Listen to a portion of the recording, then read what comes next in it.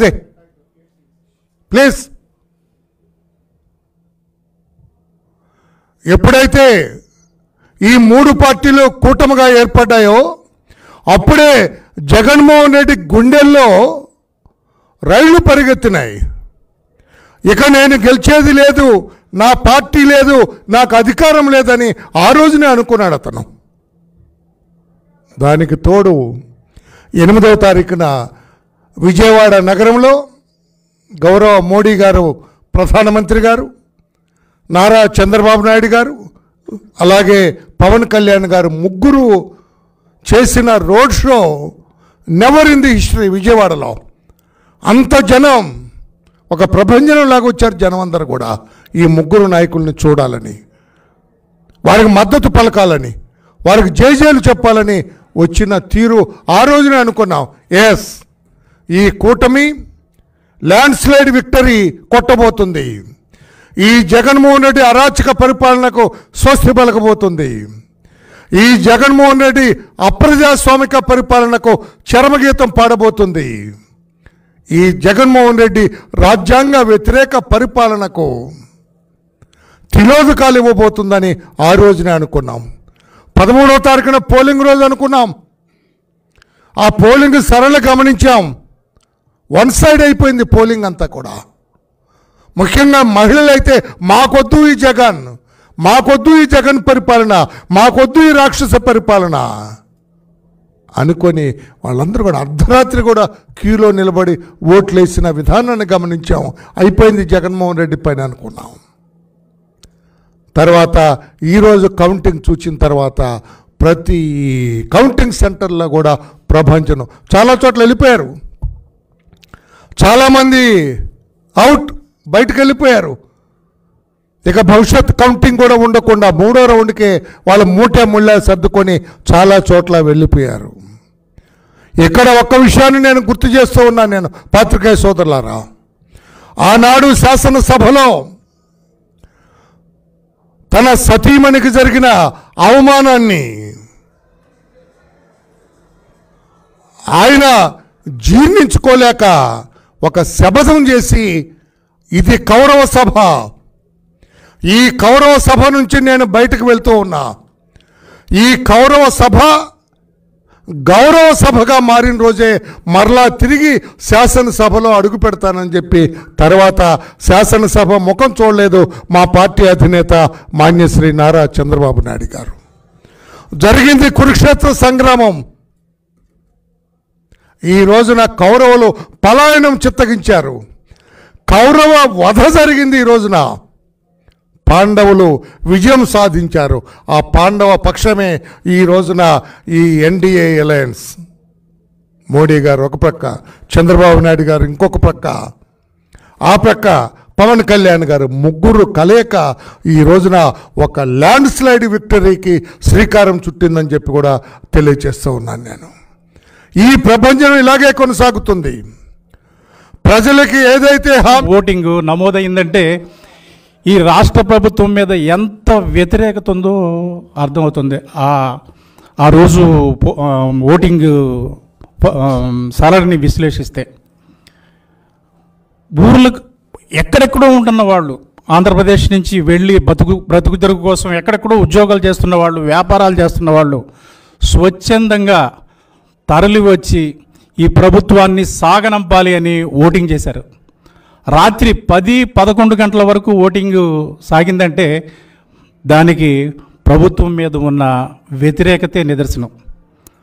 Anti incumbency అంత లేకపోతే అంత శాతం ఓటింగ్ నమోదు కాదు. ప్రధానమంత్రి మోడీ గారు లాంటి వారు కూడా ఢిల్లీలో ఏంటి ఆంధ్రప్రదేశ్లో ఈ సునామీ అని వ్యాఖ్యానించారంటే మనం దాని వెనక ఉన్న కారణాలను అర్థం చేసుకోవచ్చు. ఎక్కడికి వెళ్ళినా ఆంధ్రప్రదేశ్ అని చెప్పుకోవడానికి ఇబ్బందిగా పడే స్థితికి ప్రజలు వెళ్ళిపోయారు. ఎందుకంటే మనకి రాజధాని లేదు, ఒక పరిశ్రమ లేదు, ఉపాధి అవకాశాలు లేవు, కార్మికులు కానీ రైతులు కానీ ఉద్యోగులు కానీ ఎవరు సుఖ సంతోషాలతో లేరు. మరోసారి వైసీపీ ప్రభుత్వం అధికారంలోకి వస్తే ఈ రాష్ట్రంలోంచి వెళ్ళిపోవాలని అనేక మంది నిర్ణయించుకున్నారు. ఇక్కడ మనం బతకలేం. వేరే రాష్ట్రాలకు పోయి వ్యాపారమో వ్యవసాయమో ఏదో ఒకటి చేసుకుని బతుకుదాం, మనం ఇక్కడ ఇంక ఉండటం ఇక్కడ అనవసరం అనే స్థాయికి వచ్చారంటే ఇక్కడ ఎటువంటి పాలన సాగిందో మనం అర్థం చేసుకోవచ్చు. ముఖ్యంగా ఈ అవినీతి ప్రభుత్వం మీద జనసేన అధినేత శ్రీ పవన్ కళ్యాణ్ గారు జరిపిన పోరాటం మీ అందరికీ తెలిసింది. ఇప్పటం సభలో నేను వైసీపీ వ్యతిరేక ఓటు చేయలనివ్వను అని ఆయన శపథం చేసినాడే వైసీపీ పరాజయం ఖరారైపోయింది. అంచెలంచెలుగా చంద్రబాబు నాయుడు గారితో కలిసి కూటమిని ఏర్పాటు చేసి తనను తాను తగ్గించుకొని ఈ ఇంతటి ఘన విజయానికి ఆయన మూలకారకులు అయ్యారని చెప్పడంలో ఎటువంటి అతిశయోక్తి లేదు. అదేవిధంగా గౌరవశ్రీ చంద్రబాబు నాయుడు గారి పాలనా దక్షత మీద ప్రజలకున్న నమ్మకం కూడా ఈ ఫలితాలకి ఒక కారణం. ఈ రెండు పార్టీలకు వెన్నుదన్నుగా నిలిచిన శ్రీ మోడీ గారి నాయకత్వం మీద ఉన్న నమ్మకం కూడా ఈ విజయాలకి ఒక కారణం. ఈరోజు ఒక సుదినంగా చెప్పుకోవచ్చు, ఆంధ్రప్రదేశ్ రాష్ట్ర చరిత్రలో మరోసారి మంచి పాలన సాగటానికి ప్రజలు మార్గాన్ని సుగమం చేశారు. వారు ఏం కావాలనుకున్నారో అదే అమలు ఫలితాల్లో ప్రతిబింబించేలాగా ఒక నిర్ణయం తీసుకొని సునామీలాగా ఈ ఓటింగు జరిపి ఇటువంటి ఫలితాలకు కారకులయ్యారు. ఈ కూటమి ప్రభుత్వం అధికారంలోకి వచ్చిన తర్వాత ఏదైతే వాగ్దానాలు చేశారో అవన్నీ తూచా తప్పకుండా అమలు చేస్తామని మన వరలరామయ్య గారు కూడా ఇప్పుడే చెప్పారు. ఖచ్చితంగా అమలు చేసి తీరుతారు. ఎందుకంటే ఈ కూటమి వెనక వల్ల ఉన్న నాయకులు చంద్రబాబు గారు, శ్రీ పవన్ కళ్యాణ్ గారు. ప్రజల ఆకాంక్షలు, వాళ్ళ కోరికలు వారిద్దరికీ క్షుణ్ణంగా తెలుసు. అందుకనే తప్పకుండా ఈ రాష్ట్రాన్ని అతివేగంగా అభివృద్ధిలో ముందుకు తీసుకెళ్ళటానికి ఈ ఇద్దరు నాయకులు మోడీ గారి ఆశీస్సులతో ముందుకెళ్తారని.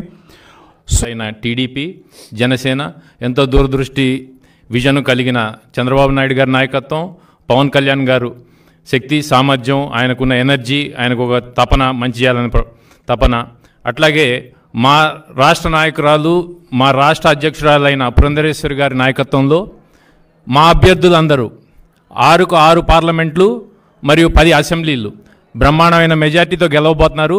ఇది బ్రహ్మాండమైన తీర్పు, ఆంధ్ర రాష్ట్ర ప్రజల విజయం. ఇది ఒక దుర్మార్గుణ్ణి ఏ రకంగా అయితే పంపియాలో ప్రజలు ముందే నిర్ణయించుకొని అదేవిధంగా అతను చేసిన దుర్మార్గ పరిణామాలను తిరస్కరించడం అనేది ఆంధ్ర రాష్ట్ర ప్రజలందరి విజయం. అది ఆంధ్ర రాష్ట్ర ప్రజలందరికీ శుభాకాంక్షలు మరియు ధన్యవాదాలు.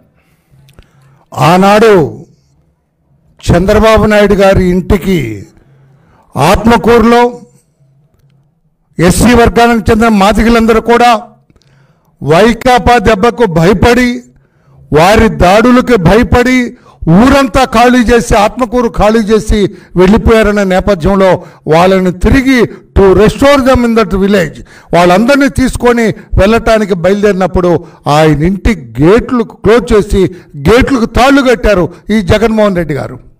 ఆనాడు చంద్రబాబు నాయుడు గారు చెప్పారు, మిస్టర్ జగన్మోహన్ రెడ్డి, ఈ రోజున నా గేటుకు నువ్వు తాళ్ళు కట్టావు, ఈ తాడే నీకు భవిష్యత్తులో ఉరితాడై నిన్ను అధికార పీఠం నుంచి అధోపాతాళానికి తొక్కుతుందని ఆ రోజు మా నాయకుడు చెప్పారు.